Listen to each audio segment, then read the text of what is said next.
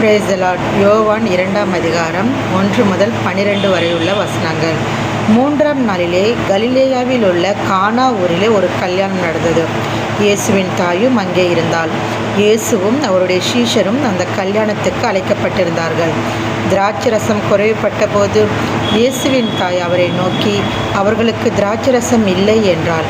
அதற்கு இயேசு, ஸ்திரீயே, எனக்கும் உனக்கும் என்ன? என் வேலை இன்னும் வரவில்லை என்றார். அவருடைய தாய் வேலைக்காரரை நோக்கி, அவர் உங்களுக்கு என்ன சொல்லுகிறாரோ அதின்படி செய்யுங்கள் என்றார். யூதர்கள் தங்களை சுத்திகரிக்கும் முறைமையின்படியே ஒவ்வொன்று 2-3 குடம் தண்ணீர் மொள்ளத்தக்க 6 கற்சாடிகள் அங்கே வைத்திருந்தது.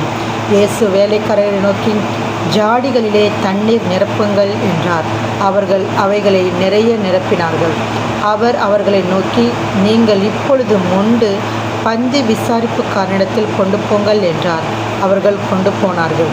அந்த திராட்சரசம் எங்கே இருந்து வந்ததென்று தண்ணீரை மொண்ட வேலைக்காரருக்கு தெரிந்ததே அன்றி பந்தி விசாரிப்புக்காரனுக்கு தெரியாததினால் அவன் திராட்சரசமாய் மாறின தண்ணீரை ருசி பார்த்தபோது மணவாளனை அழைத்து, எந்த மனுஷனும் முன்பு நல்ல திராட்சரசத்தை கொடுத்து ஜனங்கள் திருப்தியடைந்த பின்பு ருசி குறைந்ததை கொடுப்பான்.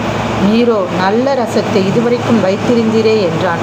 இவ்விதமாக இயேசு இந்த முதலாம் அற்புதத்தை கலிலேயாவில் உள்ள கானா ஊரிலே செய்து தம்முடைய மகிமையை வெளிப்படுத்தினார். அவருடைய சீஷர்கள் அவரிடத்தில் விசுவாசம் வைத்தார்கள்.